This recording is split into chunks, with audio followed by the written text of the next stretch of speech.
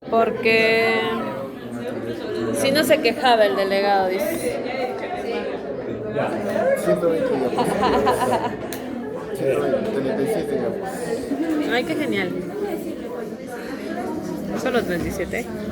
Ay, chicos, a ver. Mira bien, ¿sí, no? Ay, qué bueno. Vamos a ir temprano.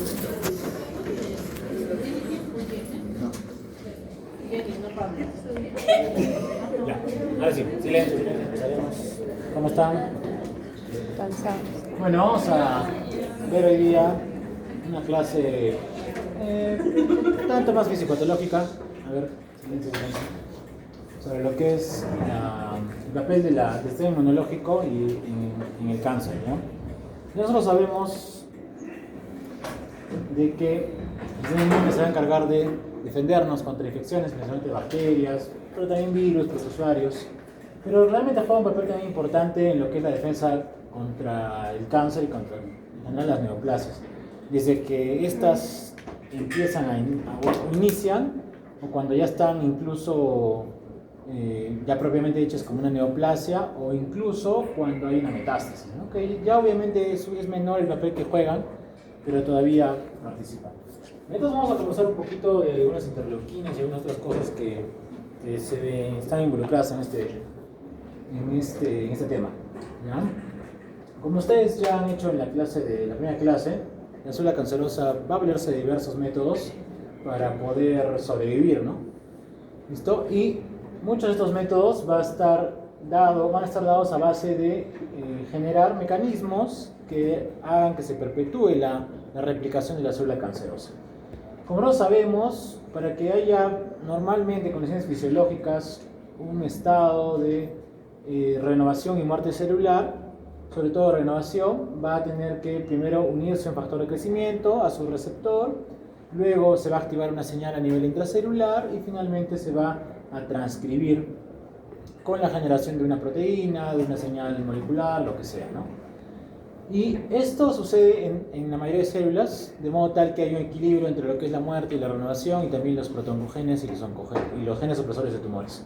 De hecho, cuando se rompe este equilibrio, se va a producir justamente el cáncer, y por eso en el cáncer predominan a veces los protoncogenes o están alterados los genes supresores de tumores y por lo tanto no hay quien nos defienda, o incluso también está alterado los genes reparadores del ADN, y con ello obviamente se produce la replicación celular infinita de la célula cancerosa. Pero la célula cancerosa no solo se vale de eso, sino que además activa otros mecanismos, como estamos viendo en el lado de la raya roja hacia la derecha.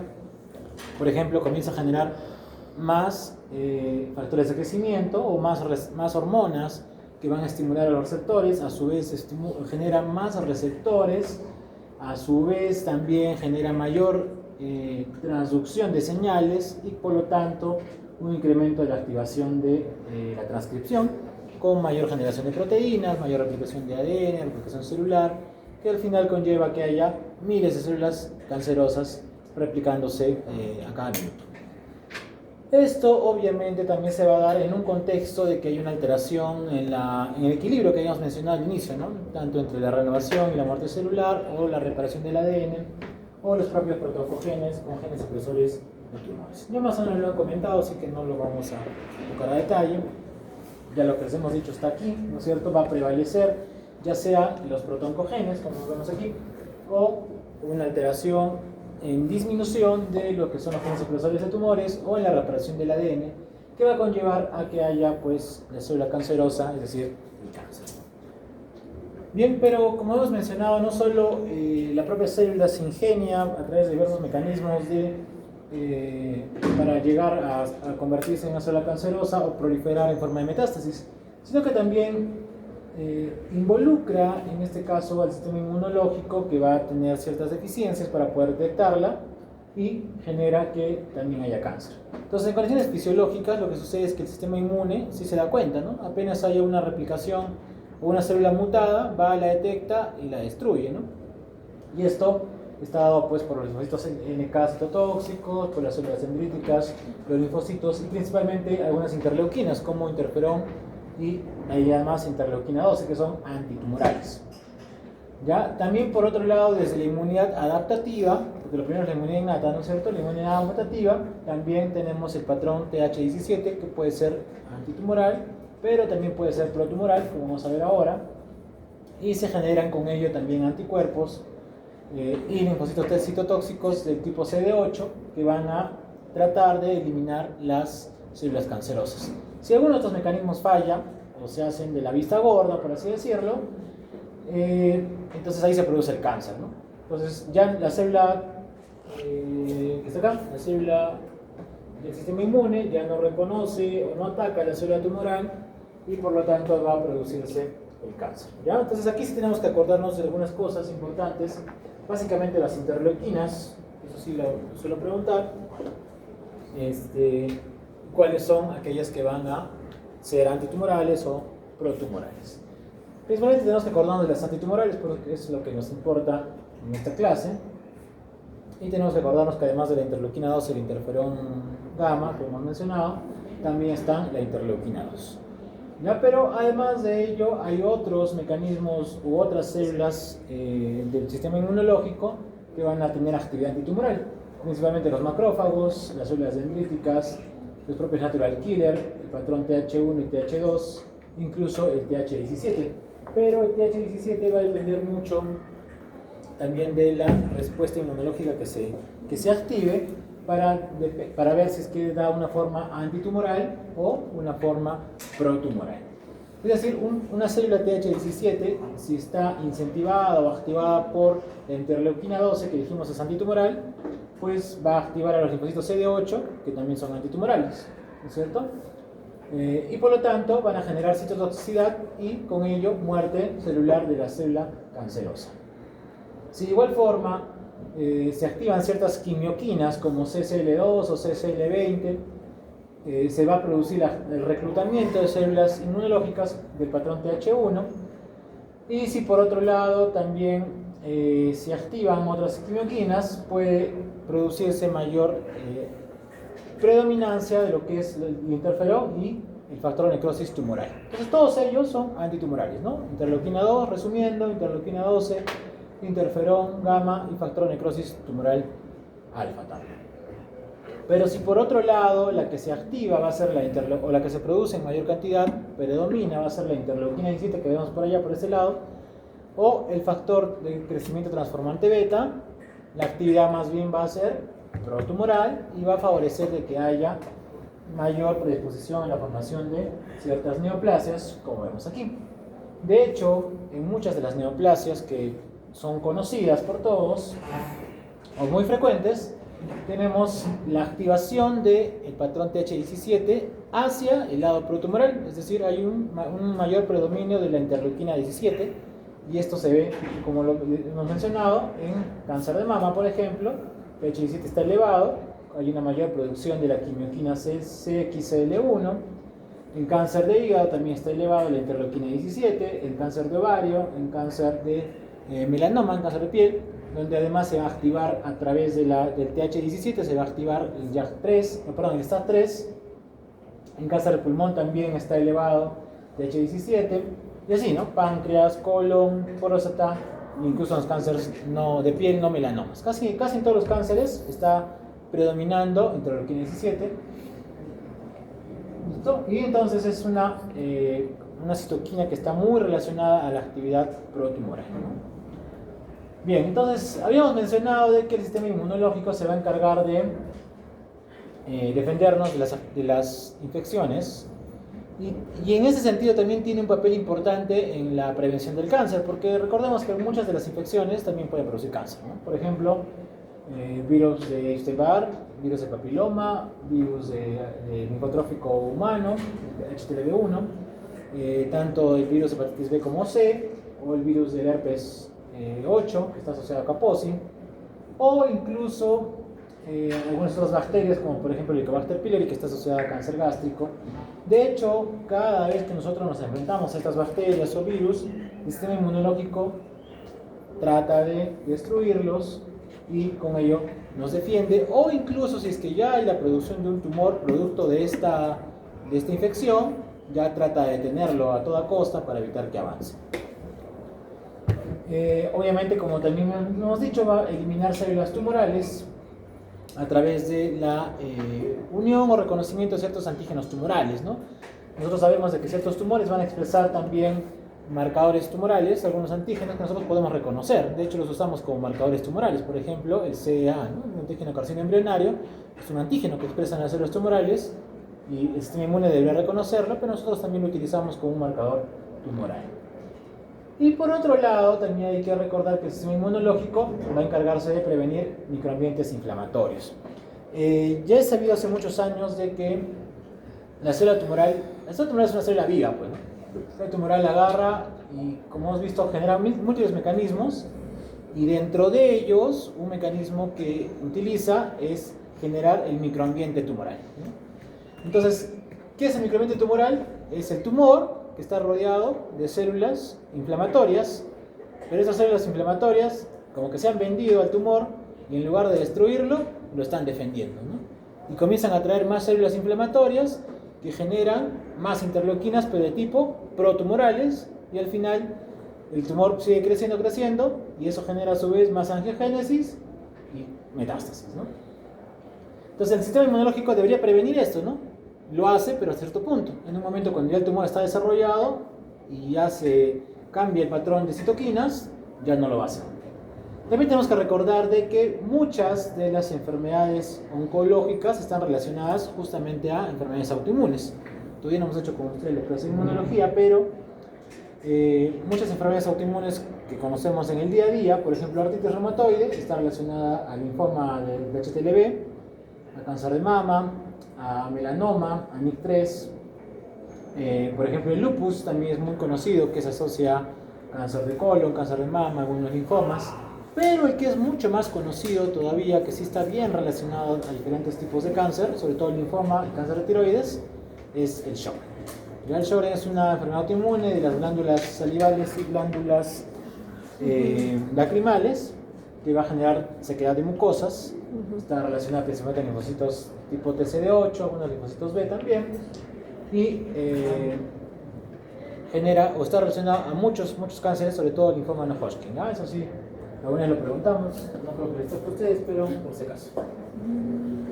Bien, entonces, otro proceso que es dentro de lo fisiológico es el proceso de inmunoevasión, ¿ya?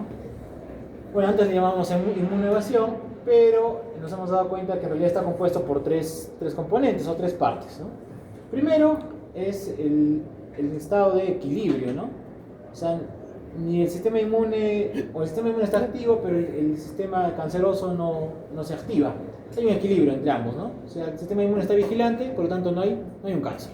Eso es lo que casi siempre tenemos nosotros, ¿ya? Y está pues también muy pendiente el sistema inmunológico de mantenerlo en ese equilibrio. Pero también hay un sistema de eliminación, que en realidad es el que más dura a lo largo de la vida, porque el sistema inmunológico trata todos los días de eliminar células cancerosas, ¿no? Entonces, en este caso, como vemos, la balanza se inclina desde de arriba, ¿no? Hacia la inmunidad, y prevalece el sistema inmunológico, por lo tanto no hay cáncer, ¿no?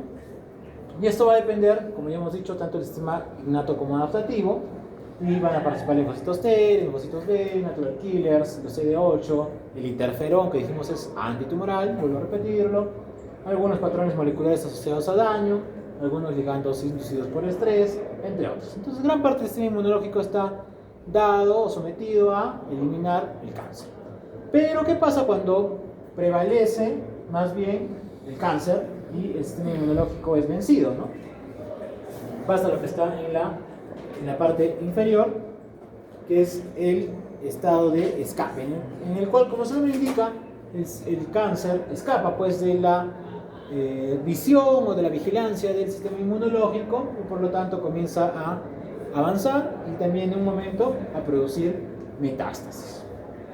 ¿Listo? Y esto va a depender de varios mecanismos que hace o que tiene la célula tumoral para evadir al sistema inmunológico. Uno de ellos, por ejemplo, va a ser una reducción en el reconocimiento de ciertos antígenos, principalmente de complejo mayor histocompatibilidad tipo 1, y también de una falta de respuesta al interferón, que dijimos era antitumoral, ¿no? Las células dendríticas recuerden, si ustedes recuerdan un poco la inmunología, las células dendríticas le van a presentar al linfocito T antígenos, ¿no es cierto?, de diferentes tipos, incluso células tumorales. Entonces las células dendríticas dejan de presentar antígenos, por lo tanto el linfocito T no lo reconoce y no destruye las células tumorales. Además hay un mecanismo de disminución de la citotoxicidad, es decir, un mecanismo de antiapoptosis, por lo tanto la célula tumoral se vuelve inmortal. Hay además generación de algunas citoquinas que son inmunosupresoras, que van a debilitar el sistema inmunológico, como el BEP, ¿no?, el factor de crecimiento natatorio vascular, que además de debilitar el sistema inmunológico, también genera angiogénesis, ¿no? Y también el factor de crecimiento transformante beta, que va a inactivar varias células del sistema inmunológico, principalmente células dendríticas. Otra de las cosas que se va a observar en el proceso de escape van a ser la producción de moléculas coestimuladoras, pero de tipo negativo. Si ustedes recuerdan qué sucedía con la célula receptora de antígeno y el linfocito T, se unían en un proceso de coestimulación a través de dos receptores, ¿no? ¿Qué eran? ¿Cuáles eran? D7 y CD28 es uno, el otro CD40 con CD40 ligando, o también llamado CD154, ¿no? Entonces, eso es lo que sucede normalmente. La célula receptora de antígeno le presenta el linfocito T, se une y se activa el linfocito T. Pero en este caso no se van a producir estas moléculas, sino se van a producir otras moléculas como son CTLA4 y el PD1 y PD1 ligando, que es este de acá, PD1. Ahora los voy a mencionar más a fondo. Y entonces estas van a evitar que el linfocito T se active, por lo tanto no reconozca la célula tumoral y produzca el cáncer. ¿Ya? Muy bien. Básicamente los tres procesos que ya hemos mencionado, ¿no? Escape, equilibrio y eliminación, ¿no? Escape es cuando ya se produce el cáncer, cuando gana o predomina el estado de cáncer. Y como ven en la imagen por acá, lo que les hablaba hace rato, ¿no?, el microambiente tumoral. Entonces la célula tumoral va a ser viva y va a atraer células inflamatorias, pero en vez de que defiendan o ataquen a la célula tumoral, van a generar un estado de inflamación, pero favorable para el tumor. Y esto a través de algunas citoquinas, como hemos mencionado, factor de crecimiento tumoral transformante beta, y de crecimiento endotelio vascular. En el proceso de equilibrio sí participa interleuquina 12, como ya dijimos, porque es antitumoral. Y en el proceso de eliminación también interleuquina 12, los CD4, entre otras células. Este es el incremento tumoral. ¿Ya? En el estado de eliminación, ¿no?, que es el estado donde predomina el sistema inmunológico, sí se ve que hay un equilibrio entre lo que son los natural killers, los CD8, los CD4, las células dendríticas. Se presentan antígenos, se van destruyendo células tumorales, ya está. En cambio, en el estado de escape se va produciendo más bien otras interleuquinas. La propia célula tumoral y el microambiente tumoral, ya propiamente dicho, va generando, como vemos aquí, como vemos por acá, se va generando que haya algunas interleuquinas como interleuquina 10, factor de crecimiento transformante beta, que más bien van a bloquear los natural killer, por ejemplo. ¿Ya? Igualmente se producen otras sustancias que bloquean los CD8. Las células dendríticas comienzan a producir interleuquina 10, que bloquea CD4, y así, ¿no? Igual los T reguladores también van a producir interleuquina 10 y factor de crecimiento transformante beta, que bloquean CD8. Por lo tanto, ya no hay visión del sistema inmunológico para defendernos, y con ello se produce el proceso de escape, donde incluso llega a la metástasis. ¿Ya? Entonces, resumiendo, ya con todo lo que hemos mencionado, tendríamos que quedarnos con la idea de que hay citoquinas protumorales y citoquinas antitumorales, ¿no es cierto? Antitumorales, ¿cuáles serían? ¿Cuáles dijimos? Interleuquina 2, interleuquina 12, interferón gamma, perfecto.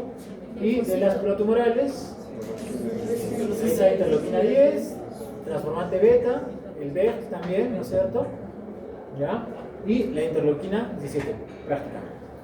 ¿Listo? Y que además el sistema inmunológico, o mejor dicho, la célula cancerosa, se va a encargar de generar mecanismos para evitar la visión del sistema inmunológico ¿Listo? Y uno de ellos va a ser, por ejemplo, generar moléculas coestimuladoras que inactiven linfocitos T, o generando incluso, o estimulando el microambiente tumoral para producir citoquinas pro-tumorales, ¿ya? Que son las que ya hemos mencionado. ¿Listo? Entonces, el resumen de esas 6, 7 diapositivas es eso, ¿ya? Lo que tienen que recordar.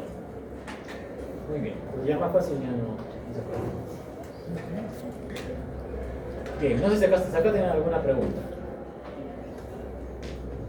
Nada, ¿no? Bien.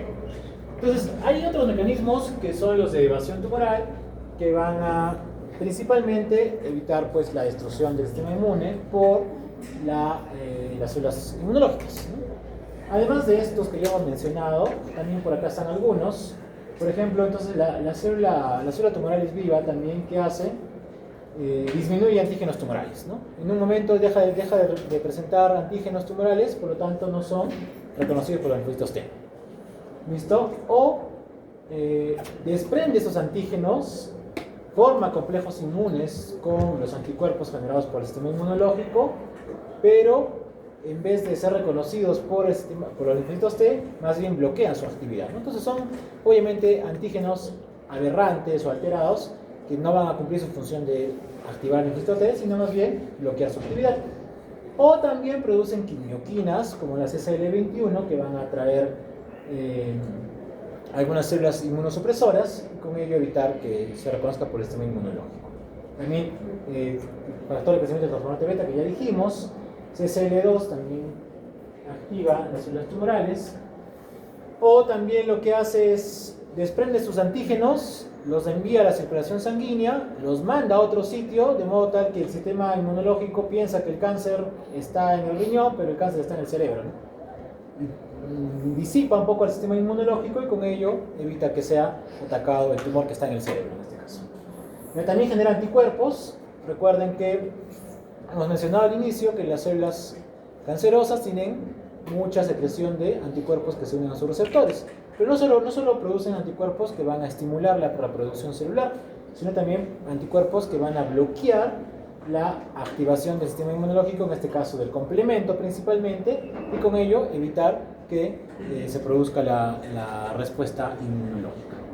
Ya también produce interleuquina 10, que ya dijimos es protumoral, produce el factor de crecimiento endoteliovascular, produce algunas moléculas inmunodepresoras como alfa-fetoproteína o prostaglandina E2, que también van a inmunodeprimirnos y con ello favorecer el crecimiento tumoral. De otra parte, en el caso de la metástasis, lo que hace es producir principalmente dos interleuquinas, interleuquina 17 e interleuquina 22, que van a estimular que haya el rompimiento de la célula tumoral desde la membrana basal y el pase hacia la extravasación o hacia la circulación sanguínea y con ello la formación de metástasis. Y otro punto importante que también se vio hace algunos años que favorece la metástasis va a ser la producción de ciertas quimioquinas. Y esto nos explica por qué, por ejemplo, ciertos tumores tienen predominancia por diferentes órganos cuando metastatizan. Si ustedes recuerdan, en microbiología les han hablado de repente de lo que es el trofismo viral, ¿no? Ciertos virus tienen cierta tendencia a alojarse en determinados órganos, ¿no? Por ejemplo, BPH, pues en órganos genitales, femeninos, principalmente. Lo mismo sucede con el cáncer y la metástasis. ¿Ya? Por eso es muy común, porque por ejemplo cáncer de mama te vaya a pulmón o a cerebro, ¿no? ¿Por qué? Porque la célula tumoral va a producir quimioquinas que pasan a la circulación sanguínea y estas tienen receptores, en este caso del cáncer de mama, tiene receptores en pulmón y receptores en cerebro. Entonces, como es una quimioquina producida por una célula tumoral, es enviada a la circulación sanguínea, llega a pulmón, se une a su receptor de pulmón y comienza a metastatizar. ¿Ya? Entonces, en general hay varias quimioquinas, no las voy a mencionar porque son miles, no, tampoco lo pregunto, pero bueno, de repente sí. Si no, pues también, ¿qué les voy a preguntar? ¿Ya? Entonces, bueno, volviendo, este es, por ejemplo, este es un ejemplo nada más, ¿ya? Es una célula tumoral de un cáncer de melanoma, de cáncer de piel. Entonces, el melanoma es muy frecuente que vaya, por ejemplo, a ojo, ¿no? Y a cerebro, que a pesar de que son santuarios inmunológicos, como les solemos decir, ¿no? O sea, no debería haber metástasis, ¿no? pero sí hay, ¿ya? Justamente por estas acciones de estas quimioquinas. Entonces, el melanoma, por ejemplo, activa CXCL12 y produce metástasis en hueso y en hígado, ¿no? Y en pulmón también, ¿ya? Después puede activar CCR10 y va a producir, y se va a unir a su receptor, perdón, de CCR27 que está en piel y comenzar la metástasis en piel. Y así, o sea, básicamente lo que quiero darles a entender es de que la metástasis tiene un origen también inmunológico porque se va a producir por la secreción de citoquinas o quimioquinas por la célula tumoral que tiene receptores en diferentes órganos y eso hace que la metástasis sea pues, bien conocida y también bien dirigida hacia determinado órgano y no a otro. Muy bien. Otro problema que estamos viendo con los años y con el auge de la obesidad es que justamente la obesidad ya está relacionada con a 230 enfermedades, de las cuales en parte tiene origen y en parte también está muy relacionada y no solo es también causa sino también consecuencia, y es que la obesidad en realidad es un problema inflamatorio, ¿no? ¿Ya? El paciente obeso va a producir menor cantidad de leptina, mayor cantidad de adiponectina, va a producir citoquinas inflamatorias de tipo factor de necrosis tumoral alfa, interleuquina 6, inhibidor del activador de plasminógeno tipo 1, están por este lado. Eso se mira. Acá está, ¿no? Entonces, este es el paciente obeso, ¿no? Entonces, el paciente obeso genera más factor de necrosis tumoral alfa, más interleuquina 6 y más inhibidor de plasminógeno tipo 1, ya que el paciente que es delgado. Y de hecho, perdón, era al revés, es más lectina y menos adiponectina, y con ello genera vías celulares que están en este lado derecho que van a producir cáncer, ¿no? Por ejemplo, el adipocito sabemos que es una célula inflamatoria cuando ya está disregulada, cuando pertenece a un paciente obeso, y si ustedes se fijan, tanto el adipocito va a generar leptina, va a generar algunas adiponectinas que al final producen señales intracelulares generando estimulación de vías como por ejemplo JAK3, STAT3, sobre todo cuando hay producción de interleuquina 6, ¿no? También se activa NF-kappa beta produciendo antiapoptosis, proliferación con activación de ciclinas de 1 y factores prometastásicos como son las metaloproteinasas de la matriz, sobre todo tipo 9 y la tipo 2. Entonces en realidad también es un problema ser obeso y les da pues de todo, ¿no? Les da diabetes, les da cáncer, les da un montón de artrosis, disregulaciones endocrinológicas, un montón de cosas. Bien, entonces vamos a ver un poquito de lo que es la inmunoterapia. Esta es una terapia que ha surgido en los últimos años en el campo de la oncología, pero que tiene lo que basa su tratamiento, su acción en conocer el sistema inmunológico y bloquear algunas señales, ¿ya? Entonces ustedes recuerdan la señal 1, ¿no? Era la unión de la célula plantaria de antígeno hacia el linfocito T, ¿no?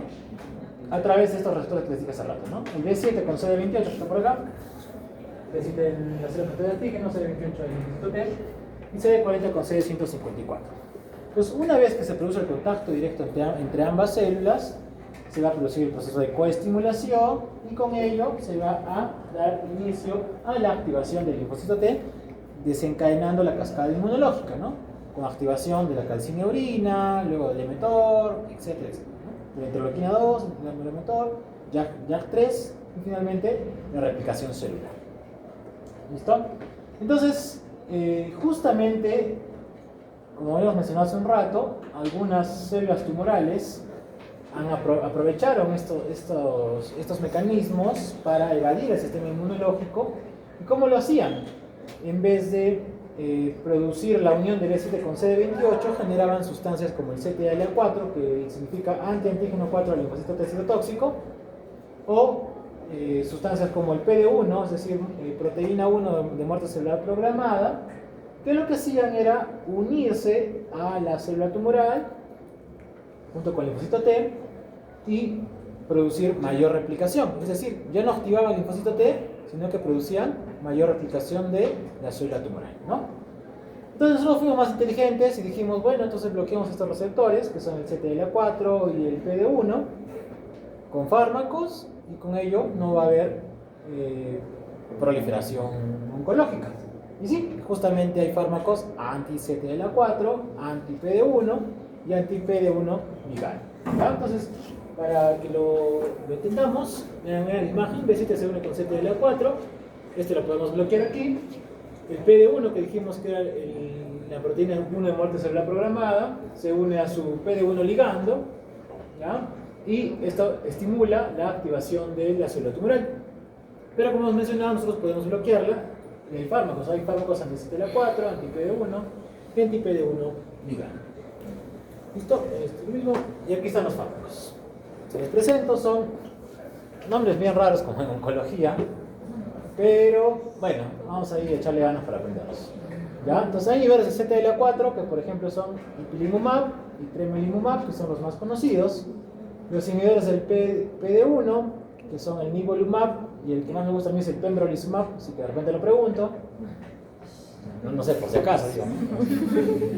Inhibidores PD1 ligando, ya está más difíciles todavía, durvalumab, atezolizumab, avelumab. Ya vamos a mencionar así muy brevemente, pues más o menos en dónde los usamos. Por ejemplo, los CTLA4, inhibidores de CTLA4, los usamos principalmente en melanoma, en cáncer colorectal, en cáncer renal, en cáncer de pulmón. Ya, si nosotros resumimos esa tabla, básicamente se va a distribuir en dos cánceres que tienen que recordar, son melanoma y cáncer de pulmón. Ahí es donde más utilizamos, ¿ya? Los biológicos o la inmunoterapia. ¿Ya? Luego el PD1, por ejemplo, ahí está, cáncer de células escamosas de piel, el nivolumab, el melanoma, cáncer de pulmón, tanto células pequeñas como no pequeñas, a veces en células renales o en linfoma Hodgkin. El pembrolizumab sí es muy utilizado, es el que más se utiliza de todos, pero se utiliza más en melanoma y en cáncer de pulmón. ¿Ya? Justo, bueno, ya les cuento luego que tuvimos un paciente que le dieron pembrolizumab, le hizo falla renal, incluso lo dializamos. Un caso muy similar que voy a presentar más adelante, creo que les comento más a detalle. Los PD1 ligando, también cáncer de pulmón, cáncer urotelial y cáncer de pulmón, ¿no? Entonces, en resumidas cuentas, pulmón, melanoma o piel, principalmente, por ahí algunos urorenales o renales y por ahí piel, ¿no? Listo. Entonces, hay también algunos efectos adversos que tenemos que recordar, ¿ya? Principalmente afectan a piel, a tiroides, glándulas endocrinas, producen también hipofisitis, a tracto gastrointestinal. Es muy frecuente la diarrea con estos fármacos. Y a nivel de piel, producen rash cutáneo, pueden producir prurito, a veces vitiligo. El rash cutáneo es mucho más frecuente con los anti-CTLA4. En el caso de las glándulas endocrinas, producen tanto hiper como hipotiroidismo, pueden producir tiroiditis, y es muy común también la hipofisitis. En el caso del pulmón, pueden producir neumonitis, y en el caso del tracto gastrointestinal, principalmente diarrea es lo que genera. ¿Ya? Que es lo que tienen que recordar. Algunas veces también producen daño renal de tipo nefritis tubulointersticial aguda, que vamos a mencionar más adelante en el caso de... Bueno, no va a tocar ahorita. Muy bien, entonces, esos son la inmunoterapia, lo que más utilizamos. Hemos dicho que hay anti-CTLA4, ahí está el nivolumab, hay el anti-PD1, que es pembrolizumab, que tienen que acordarse, y efectos adversos tienen que acordarse que son hipofisitis, diarrea y rash cutáneo principalmente, ¿no? Hay otros más, pero son los más importantes que tenemos que tener en mente siempre cuando por ahí tengamos un paciente con estos fármacos. Y bueno, falla renal, también es. Bien, pero no son los únicos, hay otros anti todo, ¿no? Anti-B, antifactor de crecimiento epidérmico, etc. Entonces vamos a revisar así también muy brevemente algunos de ellos, solamente para conocimiento general para la vida. Bevacizumab es un antifactor de crecimiento endoteliovascular que es protumoral, ya lo mencionamos. Lo utilizamos en cáncer de mama, en cáncer de pulmón, en cáncer de colon. Tiene toxicidad sobre todo de tipo dermatológica. El sunitinib también es un anti-B. Cáncer renal principalmente se utiliza. El gefitinib, también este sí es más conocido, es en cáncer de pulmón y es un antifactor de crecimiento epidérmico. Imatinib, seguramente ya lo han visto en sus prácticas con los hematólogos.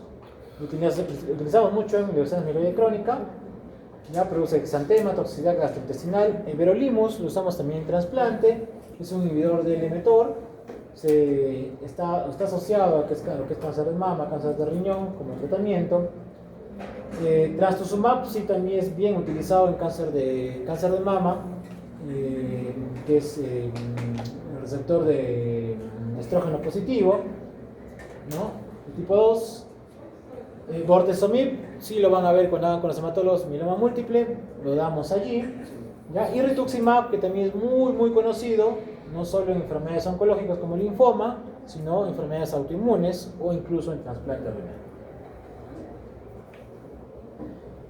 No solo se utilizan en estas enfermedades oncológicas, sino también en otras enfermedades. Por ejemplo, esta es una lámina de vasculitis, no lo voy a mencionar porque hay una clase de vasculitis en inmunología, así que lo paso rápido, solamente para que vean que se puede utilizar en varios puntos inmunológicos como para bloquear la respuesta inmunológica. Por ejemplo, rituximab es anti-CD20, avacopan es un bloqueante de la cascada del complemento, entre otros, solamente como para mencionarlos. Y hay un capítulo que se ha empezado a hablar también hace unos 2-3 años, que es el del capítulo de la onconefrología, ¿ya? Entonces, como les dije hace un rato, muchos de los pacientes oncológicos van a tener varios problemas en el riñón. Uno, porque de repente ya de por sí tienen falla renal de antes, ¿no? Y luego desarrollaron su cáncer, entonces hay que darles la quimioterapia ajustada a su problema renal, porque muchos de los fármacos que vamos a dar son nefrotóxicos. Otros de repente van a tener un propio cáncer renal o un cáncer que produzca daño renal, como por ejemplo el cáncer de cervix, a veces los entra a diálisis en un estadio 3B, entonces ahí también complica un poco la situación. Otro porque los fármacos producen daño renal, ¿no? Por ejemplo los platinos, cisplatino, carboplatino son muy frecuentemente nefrotóxicos. O lo que hemos dicho hace rato, pembrolizumab puede producir nefritis intersticial aguda, o también puede haber necrosis tubular aguda. Entonces, desde ese punto de vista es que se creó esta subespecialidad, porque como mencionamos, varios de los aspectos que tienen que ser vistos por el nefrólogo o por el oncólogo, para el tratamiento quimioterápico o radioterápico, muchas veces van a ser impedidos un poco por el daño renal que tiene el paciente. Por otro lado, muchas de las glomerulopatías que también presenta el paciente van a ser expresión de repente de un cáncer, sobre todo nefropatía membranosa. Ya cuando ustedes escuchen una nefropatía membranosa, lo primero que tiene que venirse a la mente es buscar un cáncer, descartar un cáncer.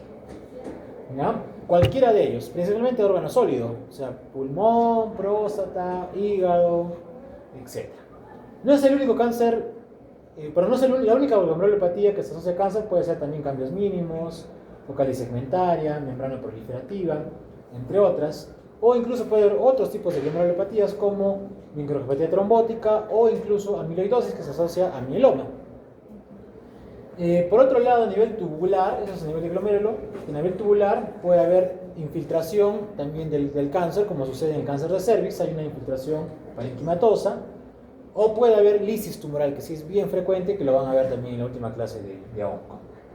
¿Ya? Y como mencioné, muchos de los fármacos quimioterápicos también van a ser nefrotóxicos, principalmente los platinos, ¿no? Cisplatino, carboplatino, oxaliplatino, pueden producir necrosis tubular aguda, pueden producir microangiopatía trombótica. Por ahí otros fármacos como la ifosfamida, el pemetrexed también puede producir, o la ciclofosfamida pueden producir daño renal. ¿Ya? Solamente les menciono que acordarse básicamente, como les digo, que pueden producir necrosis tubular aguda y nefritis intersticial aguda.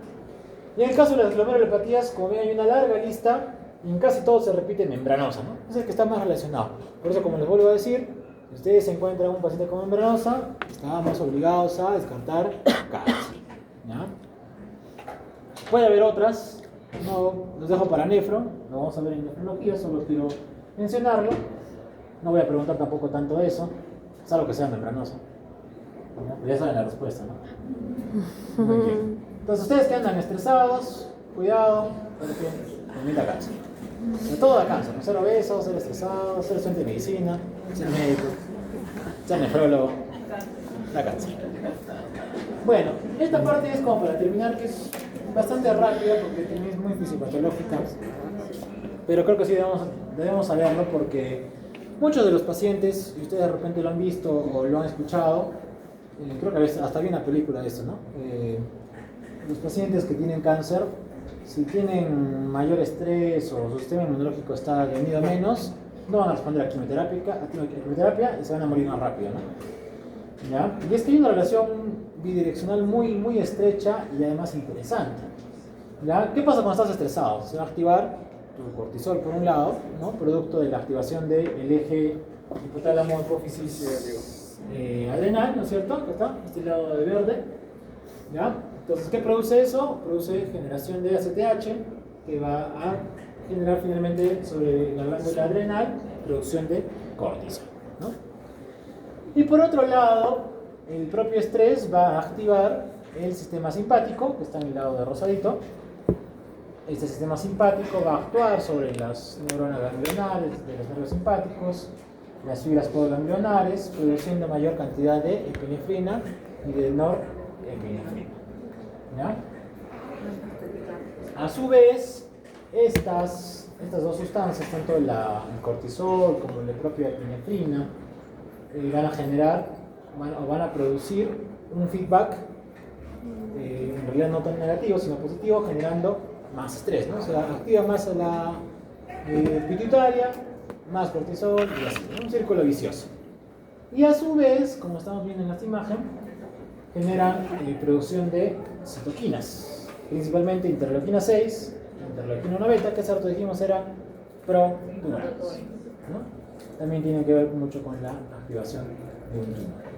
Entonces, a través de estos mecanismos es que la persona que tiene pues estrés puede generar mayor riesgo de cáncer, ¿no? Principalmente por las citoquinas. Entonces, nuevamente, ya resumiendo toda la clase, pues sí, el sistema inmunológico está totalmente relacionado con la producción o con evitar también una neoplasia, ¿no? ¿Qué más se produce? Hay estados de tumorogénesis, producto también del estímulo de citoquinas, como ya dijimos, principalmente interleuquina 1, interleuquina 6, y ese estado inflamatorio y de disregulación producido por el cortisol, por la propia epinefrina, que va a generar un estadio proinflamatorio. Y si hay un estado proinflamatorio, más interleuquinas, más citoquinas, más quimioquinas, más replicación celular, por lo tanto, más cáncer, ¿no? Más estado protumorogénico, principalmente patrón TH2. ¿Ya? Y ese estado de disregulación inmunológica va a generar también activación del B, con ello más angiogénesis, y al haber más vasos sanguíneos, el tumor pues facilito la tiene, progresa al toque y genera metástasis. ¿Listo? Y finalmente, como ya lo dijimos, también se va a estimular el microambiente tumoral con la consecuente producción de mayor inflamación, y ahí se termina de cerrar el círculo vicioso, ¿no? Más estrés, más activación de la pituitaria, del sistema simpático, está por acá, más glucocorticoides, más norepinefrina, más tumorogénesis, más supresión inmunológica, más angiogénesis, finalmente más atracción de células inflamatorias hacia el microambiente tumoral, con ello más producción de citoquinas proinflamatorias, interleuquina 1, interleuquina 6 principalmente, y se cierra el círculo vicioso produciendo más estrés finalmente, ¿no? Y con ello la muerte. Bien. Hay algunas otras quimioquinas, por ejemplo CCL2 y CCR2, no voy a mencionar, solamente es para tener algo de conocimiento un poquito, pero esto sí me interesa un poquito, porque es un caso muy similar al que tuvimos justo en el hospital, con un paciente, me acuerdo que tenía 40 años, tenía un cáncer de pulmón, y le dieron cisplatino, le dieron pemetrexed, y le dieron pembrolizumab, o sea, todos nefrotóxicos. Igual que acá. Entonces este paciente que les comento, vino como las 2 semanas con náuseas, vómitos, hizo un derrame pericárdico, Entonces estaba deshidratado, ya tenía ese factor para hacer daño renal, además los nefrotóxicos. La creatinina vino con 3, progresivamente como la semana subió hasta 6. Entramos a diálisis, hizo 3 diálisis, hizo lisis tumoral y luego le quitaron los fármacos y resolvió espontáneamente, felizmente. Y como al mes que lo vimos, la creatinina estaba nuevamente en 0.9, ¿no? Entonces así respondió rápidamente, probablemente haya sido solamente una nefritis intersticial y el síndrome de lisis tumoral, porque no le íbamos a hacer biopsia porque no quería el paciente. Y respondió rápido. Pero en este caso, por ejemplo, no siempre sucede lo mismo, ¿no? Por ejemplo, es una mujer, 71 años, era tabaquista como muchos de ustedes, le dio lamentablemente un cáncer de pulmón, ¿no? Le dieron cisplatino, le dieron pemetrexed, le dieron pembrolizumab, que como hemos dicho son nefrotóxicos. Lo bueno es que tuvo una buena respuesta clínica y radiológica del tumor, mejoraron la masa tumoral, disminuyó de tamaño, estaba yendo bien. Pero, como ven luego con la imagen, por acá, lo que su creatinina que estaba en 1 cuando empezó el tratamiento, comienza a subir progresivamente, ¿no?